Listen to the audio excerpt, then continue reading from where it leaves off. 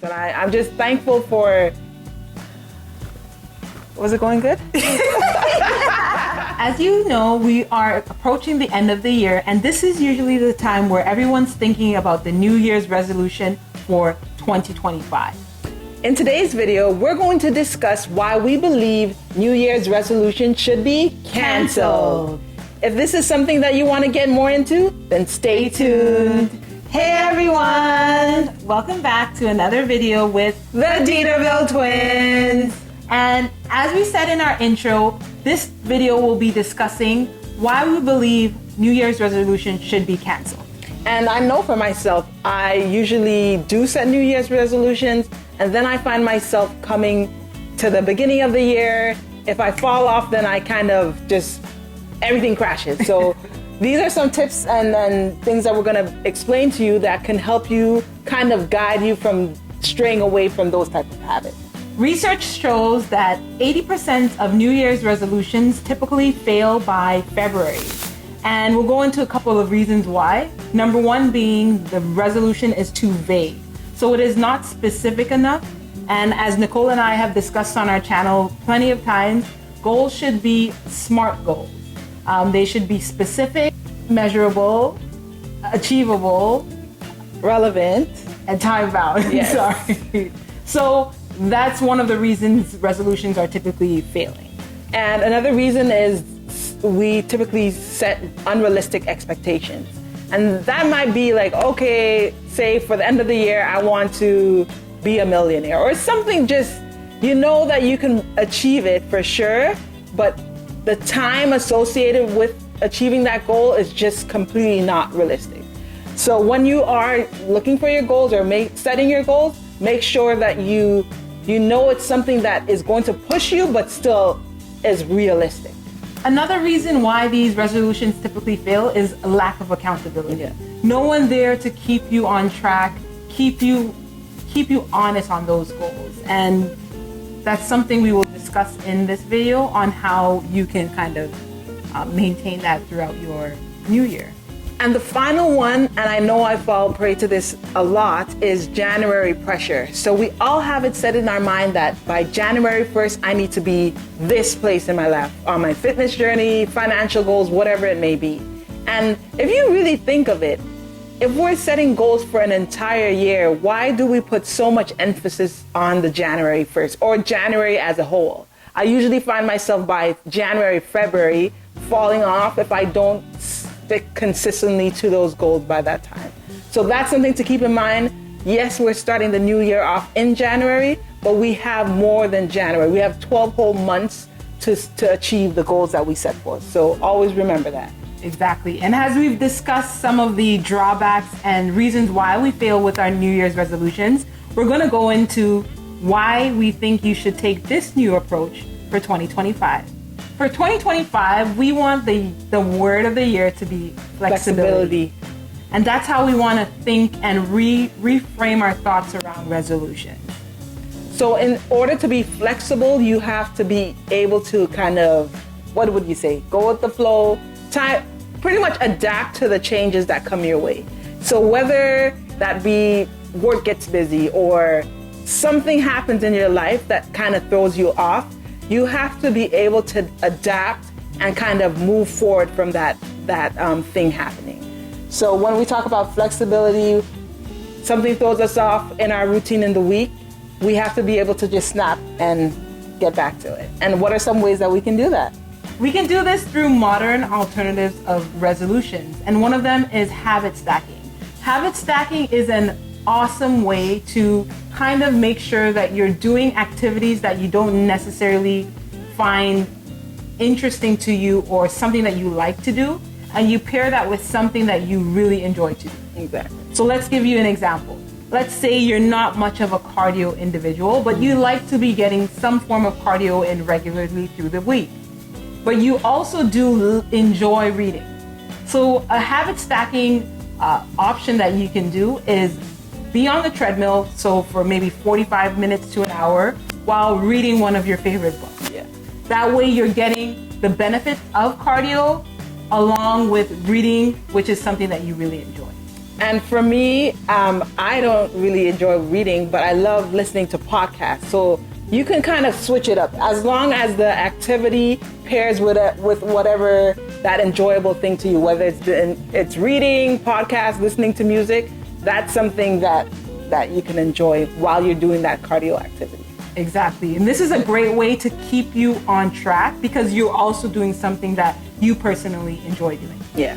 Another great thing to implement are quarterly reviews. So when I think back to the resolutions that I've created in the past and the goals that I've set, I always find myself setting my goals for the year to come, looking at it maybe December, and then revisiting it again the following December. So there's pretty much a year gap between the time that I look at my original goal and then the progress that I've made towards achieving that goal. So quarterly reviews allow us to kind of go back and look at those goals and try to see how the progress that we're making on those set goals. And that is something that is crucial in order for us to stay on track and true to ourselves during whatever journey we're on. So implementing, the key factor is implementing routine reviews so that we're checking our goals and measuring to see where we are on that timeline. So that can be quarterly, that can be monthly, whatever frequency that you think is best for you. Exactly. And these will be great opportunities to reassess if these goals are even something that you'd like to do. Because 3 months from now, things can change. And you may want to reassess and change the goals, but you won't know if you haven't done those reviews. Exactly. So that's why it's really important. Stick with whatever schedule, if it's quarterly, if it's monthly, whatever works for you, and make sure you're looking at the progress and adjusting accordingly.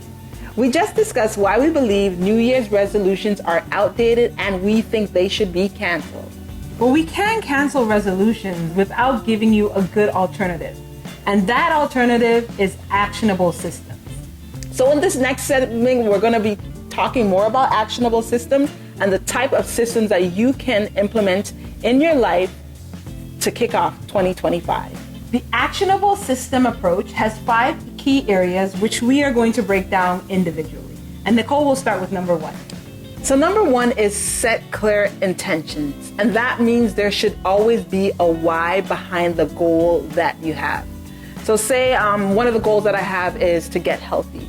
That's very vague. There's so many different areas that plays into getting healthy. So for me, I would say I want to get healthy and fit so that I have more energy throughout my day. So I can specifically measure my energy levels on a day-to-day basis. That will allow me to know, hey, I'm actually feeling more energized throughout the end of the day or throughout the day compared to where I was in the beginning of the year. So that's something to keep in mind. Be intentional.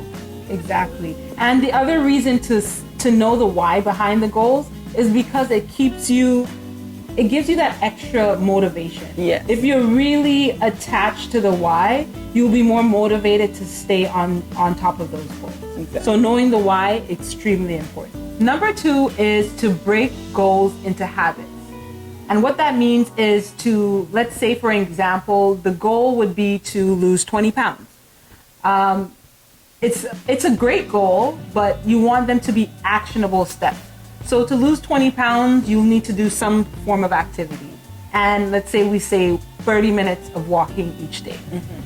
So the habit would be, I would do 30 minutes of walking 3 times a week to reach that goal of losing 20 pounds. So you will definitely be able to see what is the actual activity that's going to help me to achieve losing 20 pounds by whatever set point I have in mind. Number 3 is to make sure that you track your progress. And this can involve various different things like writing journals, if you want to stay on the MyFitness app to make sure that you're tracking your meals, and taking pictures, because the pictures, I believe, the scale doesn't always reflect the total journey. So taking pictures, you can see your body change from week to week, month to month, and you get a better idea of your progress in that aspect. So make sure you are tracking your progress to see how far you've come.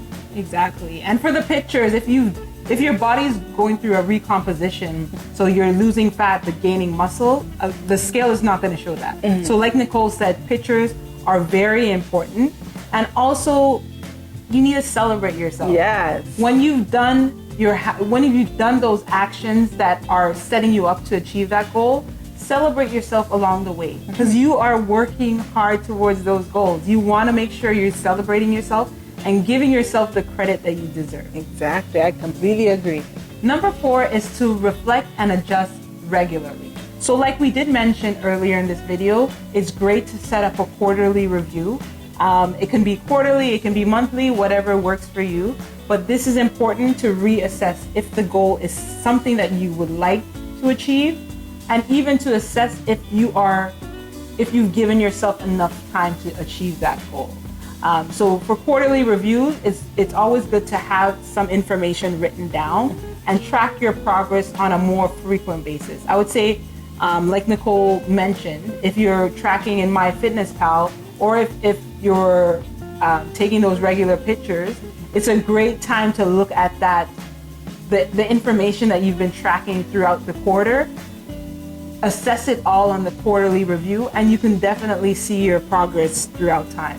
Yeah, because you remember when we are doing things like that and implementing that on our journeys, whatever it may be, we're kind of zooming out to see how far we've come on our journey. And I think when we do set goals, we have a kind of like a narrow focus on whatever it is, because it's literally that day, I've done this and that day, and I'm not tracking, hey, I've already put 3 months, 4 months of work into it. So making sure to do those reviews on a consistent basis allows us to have that zoom out view for us to see how far we've come in our journey. And the last one, number 5, is to focus on enjoyment. Whatever the goal may be, you need to find something that gives you that motivation to continue on. Something that allows you to smile at the end and say, hey, you know what? I'm proud of myself in this moment. I want to continue and see where I can go throughout the next couple of months. So whatever that focus is for you, you need to find it and kind of lock into it and let that be your motivation to continue going on. Exactly. This kind of ties into the why. What is the why that is driving you to want to achieve that goal? Because in the end, when you set these goals, it's all about sustainability.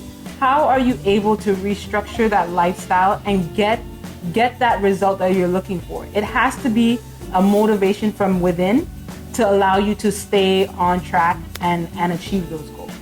But in the end, when you get to the goal that you wanted to, the celebration is what you definitely deserve. Exactly. So don't skip out on it. Remember to celebrate yourself. As we wrap up this video and kind of wrapping up 2024, we want you in 2025 to set out and achieve those goals that you set for yourself. This video highlights canceling resolutions and approaching it through an actionable systems method. And we want you to take that with you to 2025.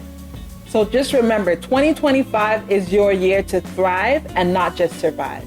I know 2024 has been a lot of lessons learned, a lot of challenges, and also a lot of growth. But 2025 is where we're going to reach higher heights. But that's it for this video. We really appreciate you for sticking throughout this video. If you have any comments, and we would also like to hear if you're going to stick with resolutions, or are you going to try out this new actionable systems approach for 2025? Yeah. Put it in the comment sections below. Well, again, thank you for stopping by. Give this video a like if you enjoyed it. Remember to subscribe if you haven't. And for our subscribers, thank you for joining in for another episode. Bye. Bye.